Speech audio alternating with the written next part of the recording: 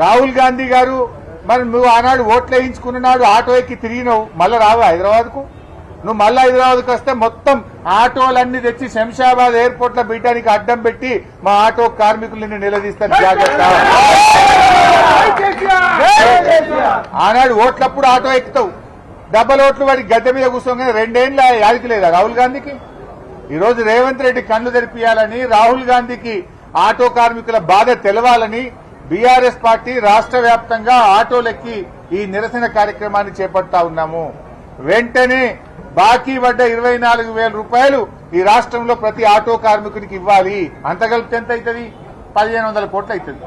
మొత్తం ఆటో కార్మికులకు బాకీ పడ్డ 24,000 ఇస్తే 1,500 కోట్లు అవుతుంది.